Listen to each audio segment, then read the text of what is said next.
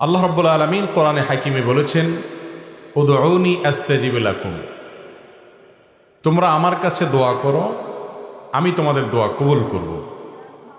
আল্লাহ রাব্বুল আলামিন বলছেন, ওয়াকালা রাব্বুকুম, তোমাদের রব, তোমাদের পালনকর্তা, তোমাদের মালিক বলছেন, উদউনি, তোমরা আমার কাছে দোয়া করো, আস্তাজিব লাকুম, আমি তোমাদের দোয়া কবুল করব। শুধু এখানেই আল্লাহ তাআলা শেষ করেননি, এরপরে আরো বলছেন, ইন্নাল্লাযীনা ইস্তাকবিরুনা আন ইবাদাতি, যারা আমার ইবাদত থেকে অহমিকা প্রদর্শন করবে, অর্থাৎ দোয়া করবে না, সায়াদখুলুনা জাহান্নামা দাখিরিন, তারা জাহান্নামে প্রবেশ করবে। নবী করিম সাল্লাল্লাহু আলাইহি সাল্লাম বলেছেন, আদ-দুআউ হুয়াল ইবাদাহ, দোয়াই হলো ইবাদত। আমরা যত ইবাদত বন্দেগী করি, এই সমস্ত ইবাদতের সার নির্যাস হলো দোয়া। ইবাদতের মধ্যে সর্বপ্রধান ইবাদত কোনটা? সর্বপ্রধান ইবাদত কোনটা? নামাজ। নামাজের চাইতে বড় কোনো ইবাদত আছে আর নাই। সবচেয়ে বড় ইবাদত, এমন ইবাদত যে ইবাদতের সাথে আমাদের মুসলমানদের মুসলমানিত্বের পরিচয় নির্ভরশীল। ওমর রাদিয়াল্লাহু তাআলা আনহু বলেছেন, লা হাজ্জা ফিল ইসলামি লিমান তারাকাস সালাহ, যে নামাজ পড়ে না, ইসলামে তার কোনো হিস্সা নাই, কোনো অংশ ভাগ নাই। নবী করিম সাল্লাল্লাহু আলাইহি সাল্লাম বলেছেন, একজন ব্যক্তি এবং কুফর এবং শিরকের মধ্যে পার্থক্য এবং ব্যবধান হলো নামাজ। যে ব্যক্তি ইচ্ছাকৃত নামাজ ত্যাগ করে, ইচ্ছাকৃত নামাজ পড়ে না, ঠান্ডা মাথায় নামাজ নষ্ট করে, নামাজ না পড়ে বসে থাকে, অন্য কাজ করে, সে ব্যক্তি কুফরি করলো, সে ব্যক্তি কুফরিতে লিপ্ত হলো, কুফরি করলো। আমাদের দেশে তো নামাজ না পড়লেও ইমান, আমরা বলি নামাজ না পড়লে কি হয়েছে, আমার ইমান আছে। তো এই যে নামাজ প্রধান ইবাদত, সলাত, যার মূল শব্দ কোরআনের শব্দ সলাত, হাদিসের শব্দ সলাত, আমরা নামাজ বলি। এই সলাত শব্দের অর্থই হলো দোয়া। সলাতের একেবারে শুরুতে আপনি দেখেন আল্লাহর কাছে আমরা দোয়া করি, প্রথমে আল্লাহর প্রশংসা করে, সানা পড়ে, আল্লাহর গুণগান গেয়ে, এরপরে মূল কথায় যাই আমরা, ইহদিনাস সিরাতাল মুস্তাকিম। হে রব্বুল আলামিন, হে মালিক ইয়াউমিদ্দিন, কিয়ামতের দিনের মালিক, হে রহমান, হে রহিম, আপনারই ইবাদত করি, আপনার কাছেই সাহায্য চাই, আমাদের আর যাওয়ার জায়গা নাই। তাহলে কি চাই? ইহদিনাস সিরাতাল মুস্তাকিম, আমাদেরকে আপনি সিরাতে মুস্তাকিমের পথ দেখান। আমরা সঠিক পথ খুঁজে পাই না, কোন পথে গেলে আপনাকে পাবো, কোন পথে গেলে জান্নাত পাবো, কিভাবে চললে পাবো, কোন পথে চলা উচিত না, কোনটা করা উচিত, আপনি আমাদেরকে পথ দেখায় দেন, সে পথে চালায়া দেন। সিরাতাল্লাযীনা আন'আমতা আলাইহিম, যাদের প্রতি আপনার নেয়ামত এসেছে, কারা তারা? উলাইকাল্লাযীনা আন'আমাল্লাহু আলাইহিম মিনান নাবিয়্যিনা ওয়াস-সিদ্দীকিনা ওয়াশ-শুহাদাই ওয়াস-সালিহিন ওয়া হাসুনা উলাইকা রাফীকা, যাদের নেয়ামত আল্লাহ তাআলা, আল্লাহর নেয়ামত যাদের প্রতি নাজিল হয়েছে, তারা হলেন কারা? নবীগণ, সিদ্দিকগণ, শহীদগণ, আল্লাহর নেককার বান্দাগণ। তাদের পথে আপনি আমাদেরকে চালান, আমরা যেন তাদের মতো জীবন গড়তে পারি। এই যে নামাজের দাঁড়িয়ে আপনি কি করলেন? দোয়া করলেন। এরপরে রুকুতে গিয়ে আবার আল্লাহর পবিত্রতা জ্ঞাপন করলেন, দাঁড়িয়ে আল্লাহর প্রশংসা করলেন, সানা এবং গুণকীর্তন করলেন, সিজদা গিয়ে আবার প্রশংসা করলেন, কিছু দূর আবার প্রশংসা করে এবার আবার উঠে বসে রব্বিগফিরলি ওয়ারহামনি ওয়াহদিনি ওয়াআফিনি ওয়ারফা'নি ওয়াজবুরনি ওয়ারযুকনি, বিভিন্ন ভাষ্য হাদিসে এসেছে, হে আমাদের রব, আপনি আমাকে ক্ষমা করুন, আপনি আমার প্রতি দয়া করুন, আপনি আমাকে রিজিক দান করুন, আপনি আমার ক্ষতিপূরণ করুন, আপনি আমার কোনো বিপদ হলে সেটার জন্য উত্তম বিকল্প দান করুন, আপনি আমাকে প্রশান্তি দান করুন, আপনি আমার মর্যাদা বৃদ্ধি করুন। অনেকগুলো দোয়া দুই সেজদার মাঝখানে। তাহলে লক্ষ্য করেন, নামাজের শুরুতে আল্লাহর কাছে আপনি প্রশংসা করে, গুণকীর্তন করে, সানা পড়ে, আলহামদুলিল্লাহ, আল্লাহর প্রশংসা, রব্বুল আলামিনের স্বীকৃতি দিয়ে, মালিক ইয়াউমিদ্দিনের স্বীকৃতি দিয়ে, রহমান রাহিমের স্বীকৃতি দিয়ে, তিনি ছাড়া আর কেউ নেই, আপনার যাওয়ার কোনো জায়গা নেই, সেই স্বীকৃতি দিয়ে তার কাছেই শুধু চান, সেই কথা বলে এরপরে আসল দরখাস্ত পেশ করছেন, ইহদিনাস সিরাতাল মুস্তাকিম, আল্লাহ সঠিক পথে যেন চলতে পারি। এরপরে আবার রুকুতে প্রশংসা করে, রুকু থেকে দাঁড়িয়ে আপনি সানা পড়ে সিজদা গিয়ে আল্লাহর পবিত্রতা বর্ণনা করে এরপরে পবিত্রতা বর্ণনা করবার মাথা তুলে আবার দোয়া, এরপরে আবার সিজদা করে আবার দাঁড়িয়ে প্রশংসা করে দাঁড়িয়ে আবার দোয়া। এভাবে গোটা সালাতের মধ্যে দোয়া। একেবারে শেষ বৈঠকে তো পুরাটাই দোয়া, শেষ বৈঠকটা পুরাটাই দোয়া, মাঝখানে বৈঠকটা পুরাটাই দোয়া। আত-তাহিয়াতু লিল্লাহ ওয়াস-সালাওয়াত ওয়াত-তাইয়্যিবাত, সমস্ত সালাত, সমস্ত ভালো কাজ, সকল শ্রদ্ধা নিবেদন সবগুলো আল্লাহর জন্য। আসসালামু আলাইনা ওয়া আলা ইবাদিল্লাহিস সালিহিন, শান্তি আমাদের প্রতি, আল্লাহর নেককার বান্দাদের প্রতি নাজিল হোক, দোয়া। এরপরে আপনার দুরুদের মধ্যেও দোয়া, আল্লাহুম্মা সাল্লি আলা মুহাম্মদ, আল্লাহুম্মা বারিক আলা মুহাম্মদ। আল্লাহ আমাদের নবী আপনার রাসূল মুহাম্মদ সাল্লাল্লাহু আলাইহি ওয়াসাল্লামের প্রতি রহমত নাজিল করেন, তার প্রতি বরকত নাজিল করেন, শান্তি নাজিল করেন, তার পরিবারের প্রতি নাজিল করেন, যেমন নাজিল করেছেন ইব্রাহিম আলাইহিস সালামের প্রতি, তার পরিবারের প্রতি, দোয়া। এরপর দোয়ায়ে মাসুরাতে কি পড়েন? আল্লাহুম্মা ইন্নী যালামতু নাফসি, আল্লাহ নিজের প্রতি নিজে কত অবিচার করেছি, কত অন্যায় করেছি, কত পাপ করেছি, কত গুনাহ করেছি।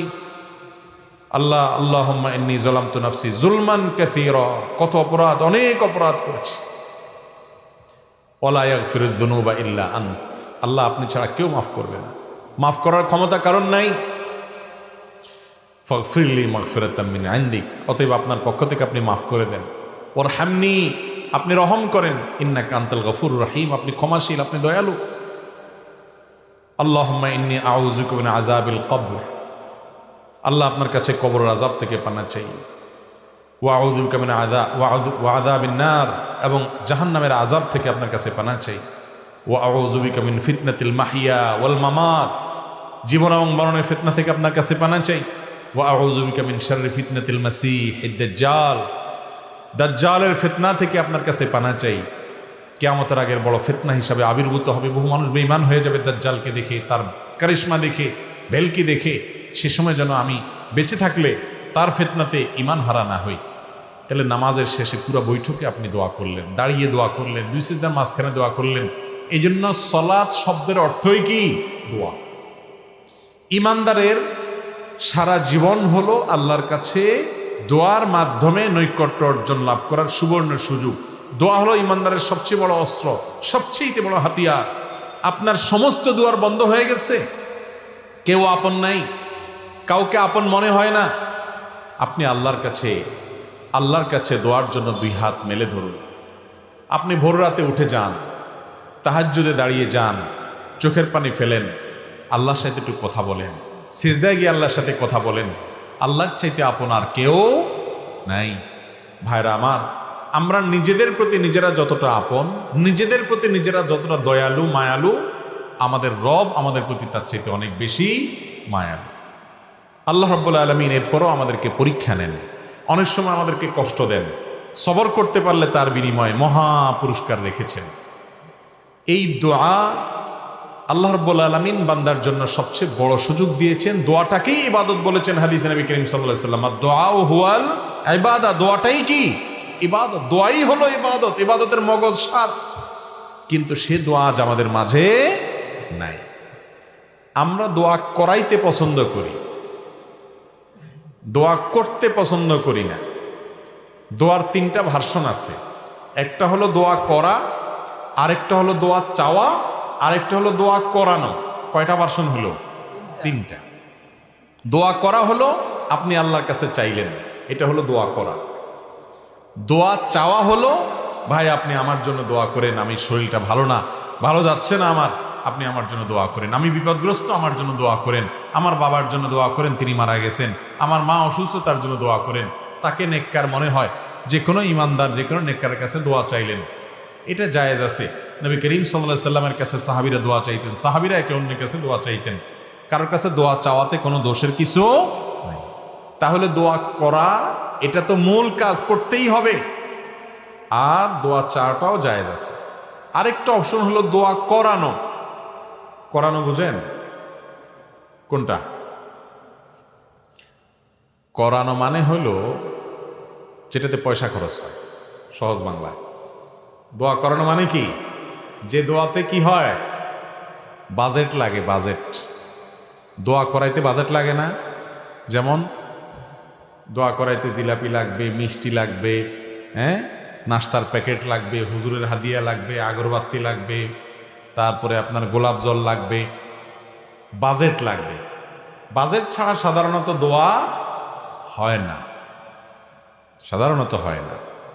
তো এই যে দোয়া করানো, অর্থাৎ কন্ট্রাক্টারি দিয়ে দোয়া করানো, এটার শিক্ষা নবী করিম সাল্লাল্লাহু আলাইহি সাল্লাম দেন নাই। দোয়াটা আল্লাহর কাছে চাইতে হবে নিজে, করতে হবে নিজে, অথবা কারোর কাছে চাইতে হবে, করানো। বিশেষ করে মুর্দার জন্য দোয়া করানো, মা বাবা দুনিয়া থেকে গেছেন তাদের জন্য দোয়া করানো আমাদের সমাজে আছে না নেই? শুধু আছে নাকি, এমন শক্তভাবে আছে যে নামাজ পড়ুক আর না পড়ুক, মা বাপ মারা গেলে দোয়াটা করাইতে মিস করে না। ঠিক না বে ঠিক? নামাজ পড়ার গুরুত্ব বেশি না দোয়া করানোর গুরুত্ব বেশি? দোয়া করাইলে হুজুরের লাভ, আমাদের লাভ, ঠিক আছে, কিন্তু আপনার কি লাভ? আপনার কি লাভ? বিশেষ করে আপনার মৃত মা বাবার জন্য দোয়া করে, মুর্দার জন্য দোয়া করে, আর আখিরাতে পরকালীন কোনো বিষয়ের জন্য দোয়া করে টাকা নেওয়া সারা দুনিয়ার উলামাদের ঐক্যমতে জায়েজ নাই। তাহলে এই নাজায়েজ পদ্ধতিতে দোয়া করাইলে সে দোয়া কি কবুল হবে নাকি উল্টা গুনাহ হওয়ার সম্ভাবনা আছে? কিন্তু আমাদের সমাজে সেটা খুব বেশি সুপ্রতিষ্ঠিত। ঠিক না বে ঠিক? জীবনে মুসলমানের নামগন্ধ তার শরীরে নাই, জীবনে নাই, কিন্তু বাপ মরছে, মা মরছে, 40 কুলখানি 7 দিনা দোয়ার অনুষ্ঠান পত্রিকায় দিয়া বিভিন্নভাবে শামিয়ানা টাঙ্গাইয়া হইলেও করে। ঠিক না বে ঠিক? আহা, আমরা মুসলমানরা আজকাল ইসলামকে বেশিরভাগ ক্ষেত্রেই বুঝতে ভুল করি। আমার বাবা মারা গেছেন, মা মারা গেছেন, আমি আল্লাহর কাছে চোখের পানি ফেলে দোয়া করব। অন্যদের কাছে দোয়া চাইব, টাকা দিয়া, লোক ভাড়া নিয়া দোয়া করানোর শিক্ষা ইসলাম দেয় না, আর এভাবে দোয়া হয়ও না।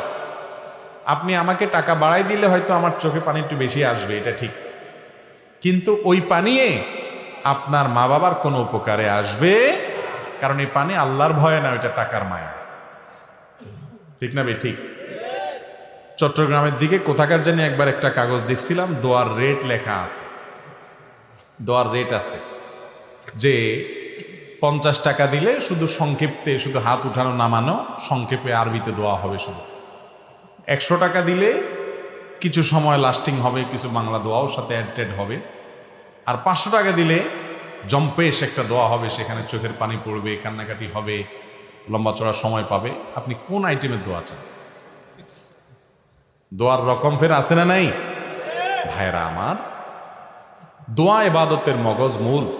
আমরা অনেক ভাই আছি যে নামাজের পরে নবী করিম সাল্লাল্লাহু আলাইহি সাল্লাম দোয়া দুরূদ পড়তেন, জিকির আজকার পড়তেন, সম্মিলিতভাবে সাহাবীদেরকে নিয়ে দোয়া করতেন বলে কোনো হাদিস থেকে প্রমাণ পাওয়া যায় না।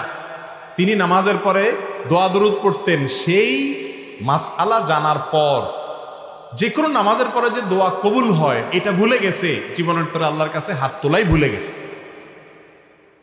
জি তো জোর করে বলন লইছিলেন, এখন থেমে গেছে। ঠিক না বে ঠিক? ভাইরা আমার, আল্লাহর কাছে চাইতে যদি আমরা ভুলে যাই, এটা কি লক্ষণ ভালো না খারাপ? বহুত খারাপ, বহুত খারাপ। নবী করিম সাল্লাল্লাহু আলাইহি ওয়াসাল্লাম বলেছেন, তোমার জুতার ফিতাটা ছিঁড়ে গেছে, এটা তো কোনো ব্যাপার না আমাদের কাছে, ছোট্ট একটা ব্যাপার, তাই না? এখানেও দাঁড়িয়ে তুমি আল্লাহর কাছে দোয়া করো, আল্লাহ আমার জুতার ফিতাটা ছিঁড়ে গেছে মাবুদ, এটা একটা বিপদ, হোক ছোট বিপদ, আপনি আমাকে রক্ষা করেন। আল্লাহর কাছে সাহায্য চাইতে হবে এই ছোট্ট একটা বিষয়ের জন্য পর্যন্ত। সেখানে আমাদের জীবনে কত বড় বড় ব্যাপার আসে, আমরা আজকাল দোয়া করতে একেবারেই ভুলে গেছি। ভাইরা আমার, দোয়া নিয়ে দীর্ঘ আলোচনা আজকে আমি করব না, ইনশাআল্লাহ ভিন্ন কোনো সময় আমরা দোয়া নিয়ে পূর্ণাঙ্গ আলোচনা করব। আজকে শুধু আমি এটুকু বুঝাতে চাইছি যে আমরা উঠতে বসতে চলতে ফিরতে সর্বাবস্থায় আল্লাহ তাআলার কাছে দোয়া করব।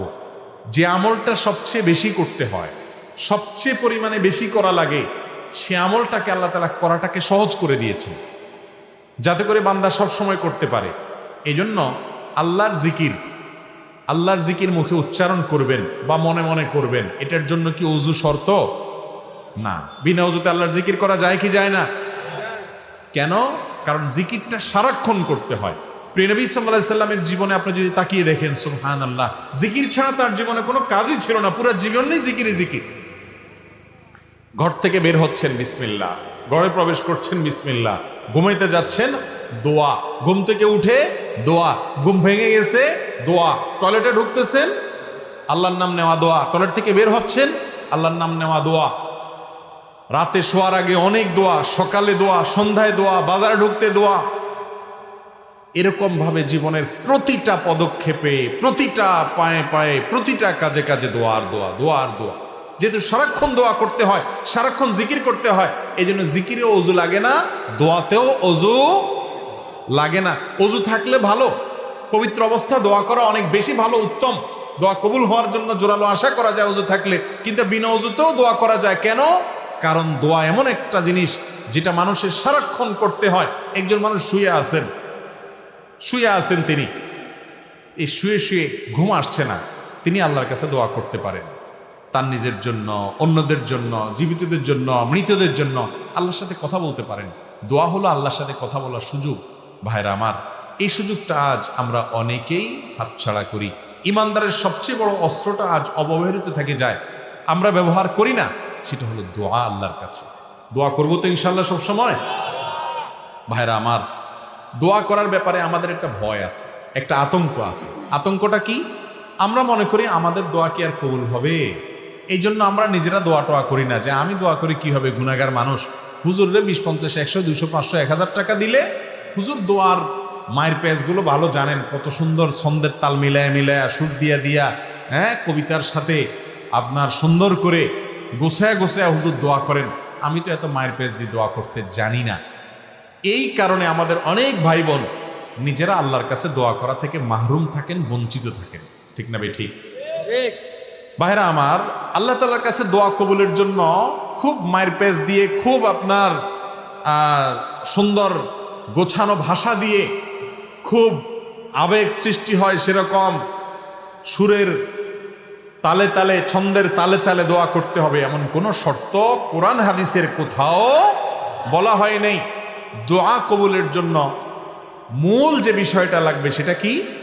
নবী করিম সাল্লাল্লাহু আলাইহি সাল্লাম বলেছেন, লা ইয়াজালু ইস্তাজাবু লিল আবদ, বান্দার দোয়া ততক্ষণ পর্যন্ত কবুল হতেই থাকে, কখনো দোয়া ফেরত দেওয়া হয় না।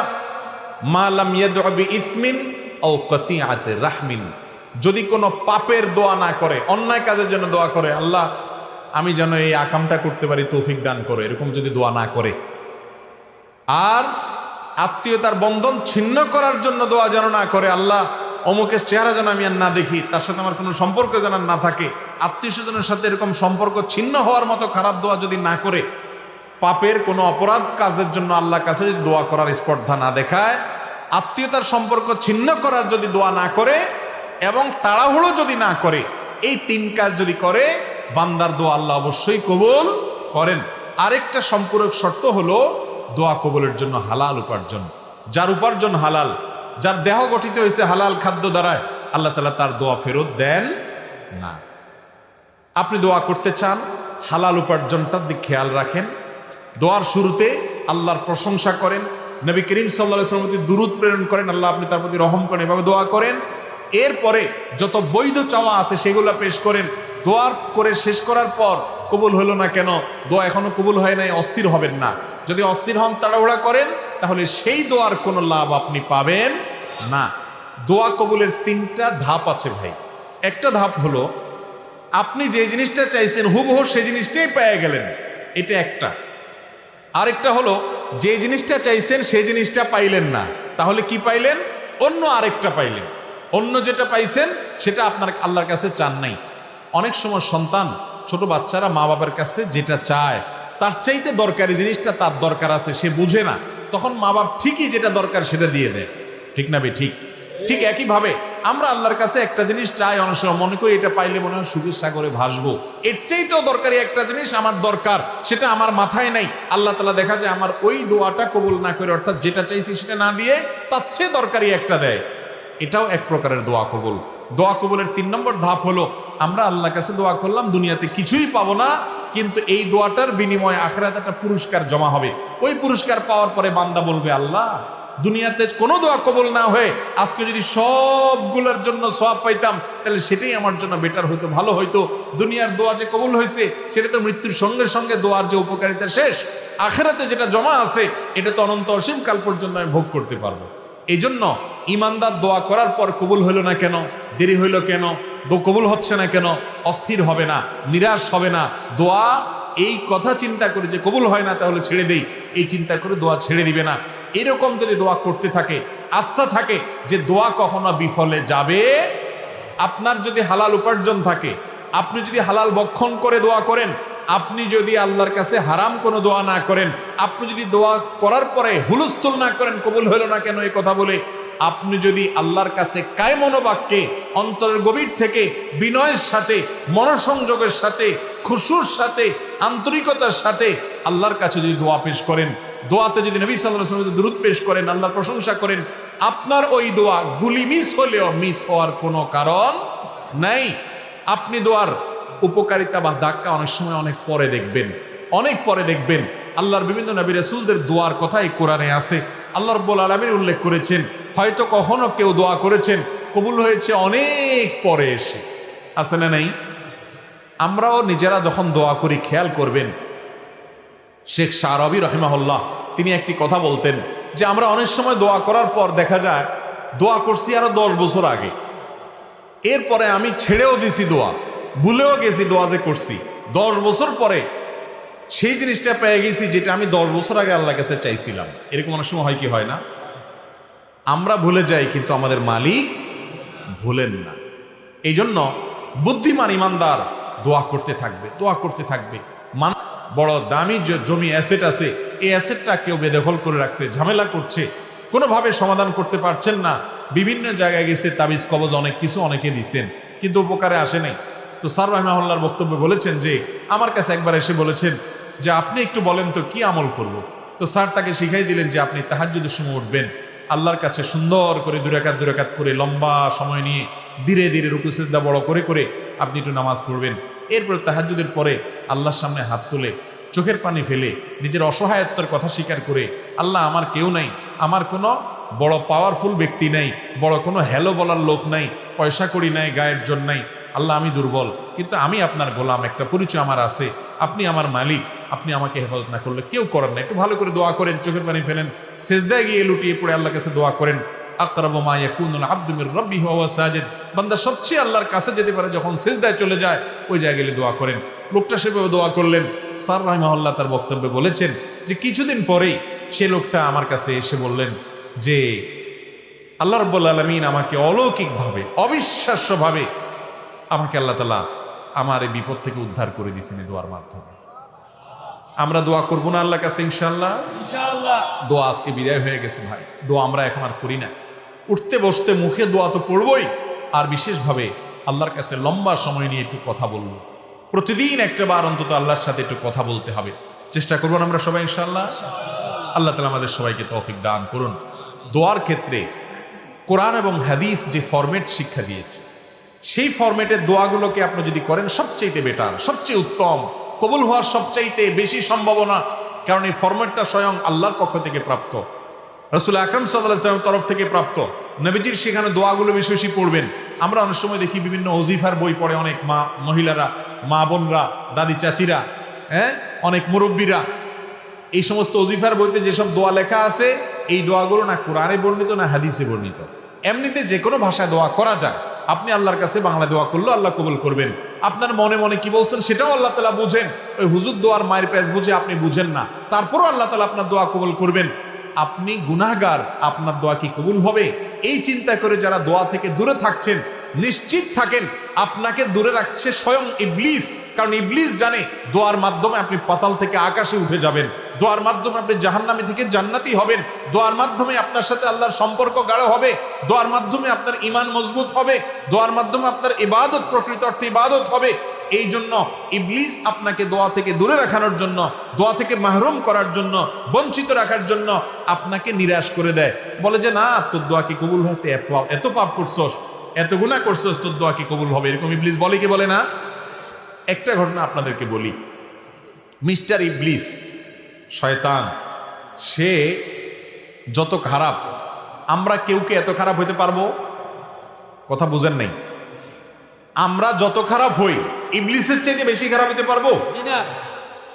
সেই ইবলিস যখন আল্লাহ রাব্বুল আলামিন তার উপরে অসন্তুষ্ট, রাগান্বিত, আদমকে সিজদার নির্দেশ করার পর সে ডিনাই করেছে, আল্লাহর সামনে সরাসরি বিদ্রোহ করেছে, আল্লাহর হুকুমকে লঙ্ঘন করেছে।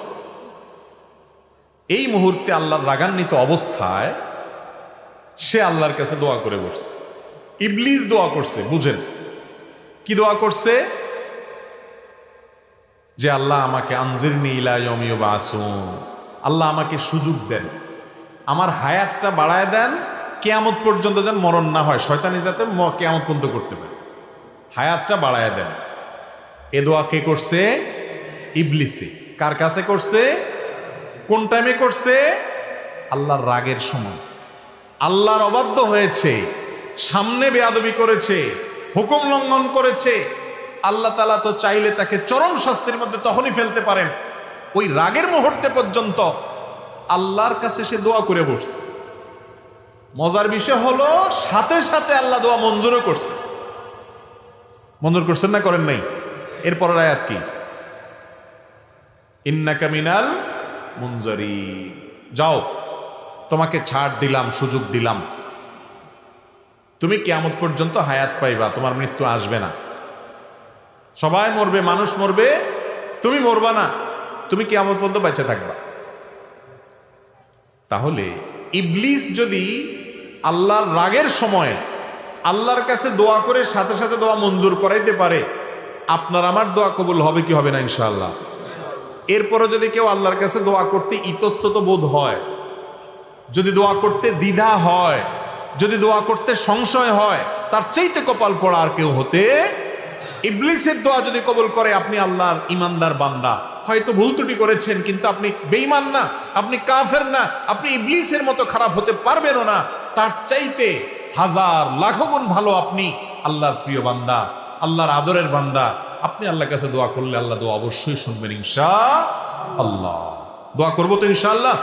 তো যে কথা বলছিলাম, দোয়া করার ক্ষেত্রে কোরআন যে দোয়াগুলোর কথা বর্ণনা করেছে, বিভিন্ন নবীদের দোয়ার কথা কোরআনে আছে, যে তারা এই ভাষায় দোয়া করেছেন, এই শব্দে দোয়া করেছেন, এই কথাগুলো দিয়ে দোয়া করেছেন, আল্লাহ রাব্বুল আলামিন সেগুলোর উল্লেখ করেছেন। সেগুলো দিয়ে যদি আল্লাহর কাছে দোয়া করেন, তাহলে সেই দোয়া কবুল হওয়ার সম্ভাবনা অনেক বেশি। ঠিক তেমনি ভাবে নবী করিম সাল্লাল্লাহু আলাইহি সাল্লাম যে দোয়াগুলো শিক্ষা দিয়েছেন, সকাল সন্ধ্যায় সেগুলো পড়বেন, রাতের ওজিফা হিসাবে সেরকম হাদিসে বর্ণিত দোয়াগুলো পড়বেন, ওইগুলো কবুল হওয়ার সম্ভাবনা অনেক বেশি।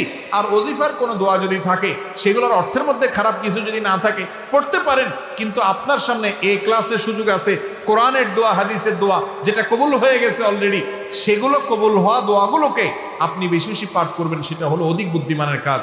আমি তিনটি দোয়ার কথা আপনাদেরকে শুনাই। কোরআনে কারিমে সেগুলোর উল্লেখ করে আল্লাহ তাআলা আবার সাথে সাথে সার্টিফিকেট দিয়ে দিয়েছেন এবং বলেছেন, এই দোয়াগুলো আমার নেককার বান্দারা আমার কাছে করেছে, আমি সেগুলোকে মঞ্জুরও করে দিয়েছি। সেই রকম তিনটা দোয়া আমরা যদি আমাদের জীবনে পাঠ করি, জীবনের সকল সমস্যার জন্যই কিন্তু এই তিনটা দোয়া ঘুরে ফিরে আমাদের প্রযোজ্য হবে। তার একটা হলো কঠিন বিপদে, কঠিন মুসিবতে, রক্ষার যখন কোনো পথ খোলা নেই, দেয়াল যখন পিঠের সাথে লেগে গেছে, এরকম সময়ে আমরা দেখেছি আল্লাহর একজন নবী ইউনুস আলাইহিস সালাম আল্লাহর কাছে কিছু বাক্য বলে প্রার্থনা করেছেন। আল্লাহ তাআলা তাকে বিপদ থেকে উদ্ধার করেছেন। কি দোয়া ছিল সেটা? ফানাদা ফিজ জুলুমাত, মাছের পেটে থেকে, অন্ধকারের মধ্যে থেকে, যেখানে মৃত্যু সুনিশ্চিত, সেই জায়গায় তিনি অবস্থায় আল্লাহর কাছে দোয়া করেছেন, আল্লাহ ইলাহা ইল্লা আনতা সুবহানাক ইন্নী কুনতু মিনাজ জালিমিন। দোয়া করে বলেছেন, আল্লাহকে আহ্বান করে ডেকে বলেছেন, ও আল্লাহ, লা ইলাহা ইল্লা আন্ত, আপনি ছাড়া কেউ সত্যিকারের মাবুদ নাই, ইন্নী কুনতু মিনাজ সুবহানাক, আপনার পবিত্র বর্ণনা করছি, ইন্নী কুনতু মিনাজ জালিমিন, আমি হলাম জালিমদের অন্তর্ভুক্ত, আমি নিজের প্রতি নিজে অবিচার করেছি, আমি নিজে ভুল করেছি। আল্লাহর কাছে এই দোয়া করে, এই বাক্যগুলো বলে আল্লাহর কাছে দোয়া করেছেন কে? ইউনুস আলাইহিস সালাম। লা ইলাহা ইল্লা আনতা সুবহানাকা ইন্নী কুনতু মিনাজ জালিমিন। আল্লাহ তাআলা এই দোয়া উল্লেখ করার পর বলছেন, ফাস্তাজাবনা লা, ওয়া নাজ্জাইনাহু মিনাল গাম। এই দোয়া করার পর আমি তার ডাকে সাড়া দিয়েছি, ইউনুসের ডাকে সাড়া দিয়েছি এবং তার বিপদ থেকে তাকে উদ্ধার করেছি। এর পরের অংশটা বেশি গুরুত্বপূর্ণ আমাদের জন্য। এরপরে আল্লাহ বলছেন ওয়াকাযালিকা নুনজিল মুমিনিন, যেভাবে ইউনুস আলাইহিস সালামকে রক্ষা করেছি একইভাবে ঈমানদারদেরকে, কিয়ামত পর্যন্ত আগত ঈমানদারদেরকে বিপদ থেকে রক্ষা করব এই দোয়ার মাধ্যমে। কোন দোয়ার মাধ্যমে? দোয়া ইউনুসের মাধ্যমে। যে কোনো বিপদে পড়ে গেছেন, কোরআনে বর্ণিত কবুল হওয়া দোয়া, নিশ্চিত আল্লাহর কাছে গ্রান্টেড কবুল হওয়া দোয়া, আল্লাহর নবীর দোয়া আল্লাহ কবুল করেছেন, সেটা আল্লাহ জানিয়েও দিয়েছেন। আবার ঈমানদার বান্দারা করলে সেটাও কবুল করবেন, ওয়াদা করেছেন।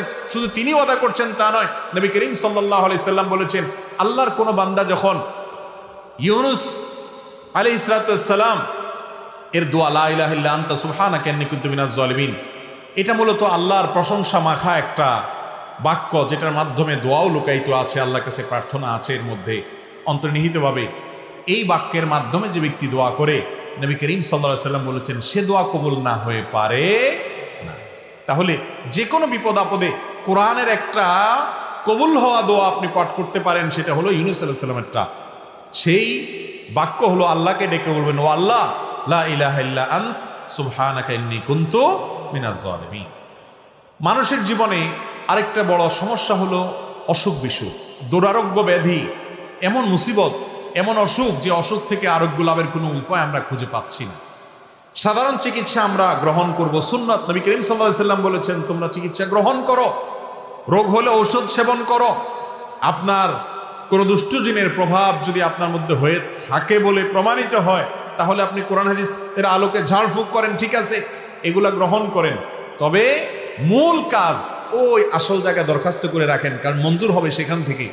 আর সেটার জন্য আল্লাহ নবী আইয়ুব আলাইহিস সালামের একটা দোয়া আল্লাহর খুব পছন্দ হয়েছে, কোরআনে সেটা উল্লেখ করেছেন। ওনার দোয়াটাও আল্লাহ তাআলা কবুল করেছেন। তিনি কি বলেছেন?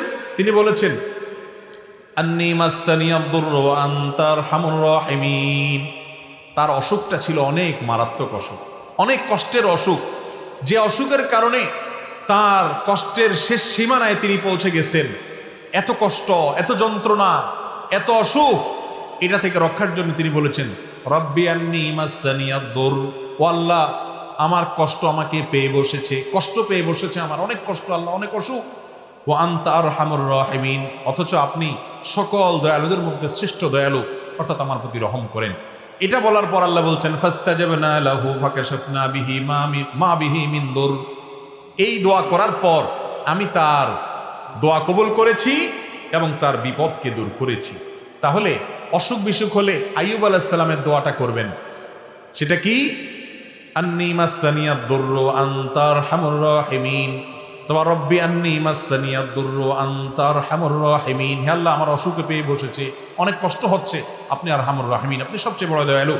মুস্তাদরাকে হাকিমে একটা বর্ণনা পাওয়া যায়, সেই বর্ণনা সম্পর্কে মুহাদ্দিসরা অনেকে দাঈফ বলেছেন, কিন্তু বর্ণনার যে মূল মর্ম সেটা ঠিকই আছে, বিশুদ্ধ বিভিন্ন হাদিসের আলোকে বর্ণিত, এই আয়াতের আলোকে বর্ণিত। তা হলো বান্দা যখন আল্লাহর কাছে হে আরহামুর রাহিমিন এরকম বলে এরপরে চায়, মনের চাওয়াগুলো পেশ করে, গোছায় বলতে না পারলেও আল্লাহ কবুল করবেন। আপনি কিছু না বলতে পারেন, শুধু কাঁদেন আর মনে মনে আল্লাহকে বলেন, আল্লাহ আলিমুম বিজাতি সুদূর, মনের খবরও রাখেন, দোয়া কবুল হবে ইনশাআল্লাহ। নিজেরা দোয়া করতে হবে ভাই। আপনার ঘরবাড়ি উদ্বোধন করবেন, গাড়ি উদ্বোধন করবেন, যাই করবেন, সব কিছুতে ওই দোয়ার জন্য হুজুর ভাড়া করতে হবে, এই নির্দেশ কোরআন হাদিস কোথাও দেয় নাই। বরং আলেমদের কাছে দোয়া চাইবেন, ঠিক আছে, কিন্তু নিজের দোয়াটা নিজে আল্লাহর কাছে পেশ করবেন। চেষ্টা করবো না ইনশাআল্লাহ। আরেকটা দোয়া হলো নিঃসন্তান মানুষের দোয়া, সন্তান হচ্ছে না, আল্লাহর কাছে এই কষ্ট দূর করার জন্য আপনি দোয়া করলেন। তো কোরআনে একটা মাকবুল, মুস্তাজাব, আল্লাহর কাছে কবুল হওয়া গ্যারান্টেড দোয়ার নজির আমরা পাই। আল্লাহ নবী জাকারিয়া আলাইহিস সালাম তিনি আল্লাহর কাছে দোয়া করেছেন, কি বলে? ওয়া জাকারিয়া ইয নাদা রাব্বাহ রব্বি লা তাযারনি ফারদা ওয়া আনতা খায়রুল ওয়ারিসিন। আর জাকারিয়া আলাইহিস সালাম তিনি আল্লাহকে ডেকে বলেছেন, রব্বি, আমার রব, লা তাযারনি ফারদা, আমাকে একা রাখেন না, ছেলে নাই, মেয়ে নাই, নিঃসন্তান, এরকম একা রাখিয়েন না, ওয়া আনতা খায়রুল ওয়ারিসিন। আল্লাহর কাছে এরকম দোয়া করেছেন। আল্লাহ বলেছেন, ফাস্তাজাবনা লাহ এই দোয়া করার পর আমি তার দোয়া কবুল করেছি। ওয়াহাবনা লাহু ইয়াহইয়া, এরপরে এই দোয়ার মাধ্যমে আমি তাকে ইয়াহইয়া নামক সন্তান দিয়েছি। তাহলে জীবনে যে কোনো কমন বিপদে, শত্রুতা, বিপদ, মুসিবত, দেয়ালে পিঠ থেকে গেছে, ইউনূস আলাইহিস সালামের দোয়া পড়বেন, লা ইলাহা ইল্লা আনতা সুবহানাকা ইন্নী কুনতু মিনাজ জালিমিন, আল্লাহকে ডেকে এগুলো বলবেন। আর অসুখ বিসুখ হচ্ছে, দুরারোগ্য ব্যাধি অথবা যে কোনো রোগ হয়েছে, ছোট হোক বড় হোক, আইয়ুব আলাইহিস সালামের দোয়া করবেন, আন্নী মাসসানিয়াদ দুররু ওয়া আনতা আরহামুর রাহিমিন। আর যে কোনো মানুষ নিঃসন্তান অথবা সন্তান হচ্ছে, মনে মতো হচ্ছে না, ছেলে হচ্ছে, মেয়ে হচ্ছে না, আল্লাহর কাছে দোয়া করবেন। জাকারিয়া আলাইহিস সালামের দোয়া সেটা কি? রব্বি লা তাযারনি ফারদা ওয়া আনতা খায়রুল ওয়ারিসিন। এই তিনে দোয়ার পরে আল্লাহ বলেছেন আমার নবীরা অমুক অমুক, এভাবে আমার আল্লাহ বলেছেন তার বান্দাদের এই দোয়ার পরে ফাস্তাজাবনা লা, আল্লাহ তাআলা তাদের দোয়া কবুল করেছেন। অতএব কোরআনে কবুল হওয়া ফরম্যাট এই তিনটা দোয়া যদি আমরা করি, জীবনের সকল সমস্যায় কোরআন বর্ণিত দোয়া আমরা আল্লাহর কাছে করার সুযোগ পেলাম। চেষ্টা করবো না ইনশাআল্লাহ? আল্লাহ তাআলা আমাদের সবাইকে কোরআন এবং হাদিসের আলোকে বিশুদ্ধ পদ্ধতিতে আল্লাহর কাছে দোয়া করার তৌফিক দান করুন। আমাদের সন্তান না হলে আমরা মাজারে যাব না আল্লাহর কাছে দোয়া করব? মাজারওয়ালা নিজে কার কাছে মুখাপেক্ষী? আল্লাহর কাছে মুখাপেক্ষী। তাইলে আমরা কি মাজারওয়ালার কাছে যাব, নাকি মাজারওয়ালা, মাজারে যিনি শায়িত আছেন তিনি যার কাছে চান আমরাও তার কাছে চাইব? আল্লাহ বলেছেন উদউনি, তোমরা আমার কাছে দোয়া করো, আস্তাজিব লাকুম, আমি তোমাদের দোয়া কবুল করবো। আল্লাহ ওয়াদা করেছেন, গ্যারান্টি। আর আমরা যাচ্ছি ওই মাজারে দোয়া চাইতে। আল্লাহ কি কোরআনে কোথাও বলছেন তোমরা মাজারে যাও, আমার প্রিয় বান্দারা শুয়ে থাকলে তাদের কাছে দোয়া করো, তাহলে আমি কবুল করবো? আল্লাহ বলছেন কোথাও? আল্লাহ বলেছেন উদউনি, আমার কাছে দোয়া করো। আমরা যাচ্ছি মাজারে, এর মাধ্যমে দোয়া তো কবুল হচ্ছেই না, বরং ইমানটা খুইয়ে নষ্ট করে শিরক করে আমরা শেষ হয়ে যাচ্ছি। ঠিক না ভাই? ঠিক। সন্তান হচ্ছে না, কার কাছে দোয়া করতে হবে? নাকি কোনো মাজারে যেতে হবে? সন্তান হচ্ছে না, এই জন্য কোনো মাজারে গেলে, কোনো পীরের দরবারে গেলে সন্তান হবে? কার কাছে যাইতে হবে? আল্লাহ রাব্বুল আলামিনের কাছে। আল্লাহর বান্দা যদি আল্লাহর কাছে না গিয়া আল্লাহর বান্দাদের কাছে যায়, দাসদের কাছে যায়, আল্লাহ রাব্বুল আলামিন এটাকে সহ্য করেন না। শিরক আল্লাহর কাছে জঘন্য অপরাধ। কেন জঘন্য অপরাধ আমি আপনাদেরকে একটু উপমা দিই।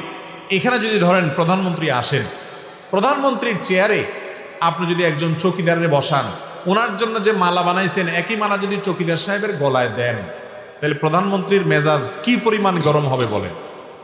উনি অপমান বোধ করবেন কি করবেন না? অথচ প্রধানমন্ত্রীও মানুষ, ওই চৌকিদার সাহেবও কি মানুষ। একজন প্রধানমন্ত্রী আর একজন চৌকিদার এতটুকু পার্থক্য, কিন্তু দুজনই মানুষ। সেখানে আহকামুল হাকিমিন আল্লাহ রাব্বুল আলামিনের সামনে যেটা পেশ করার কথা, দোয়া করার কথা, সেটা যদি আল্লাহর একজন সাধারণ গোলামের কাছে করেন, তাতে আল্লাহ রাব্বুল আলামিনের আরশ কাঁপবে কি কাঁপবে না? আর এই জন্য আল্লাহ বলেছেন ইন্নাল্লাহা লা ইয়াগফিরু আন ইউশরাকা বিহি, আল্লাহর সঙ্গে শিরক করলে আল্লাহ সেটা অপরাধ ক্ষমা করেন না, ওয়া ইয়াগফিরু মা দুনা যালিকা, অন্যগুলো মাফ করেন। এই জন্য আর যা করেন আর না করেন, কোনো মাজারে গিয়ে দোয়া করে শিরিক করবেন না, কোনো মাজারে সিজদা করে দোয়া করে সিজদা করে শিরিক করবেন না। সন্তান দরকার, মাজারে যায় চাইবেন না, সব কিছু চাইবেন সরাসরি আরশে আজিমের মালিকের কাছে হাত তোলার মাধ্যমে ইনশাআল্লাহ। চেষ্টা করবেন, আল্লাহ চাইেন তো। আল্লাহ তাআলা আমাদের সবাইকে শিরক থেকে বেঁচে থেকে সুন্নাত পদ্ধতিতে দোয়া করার তৌফিক দান করুন। ওয়া আখিরু দাওয়ানা আলহামদুলিল্লাহি রাব্বিল আলামিন।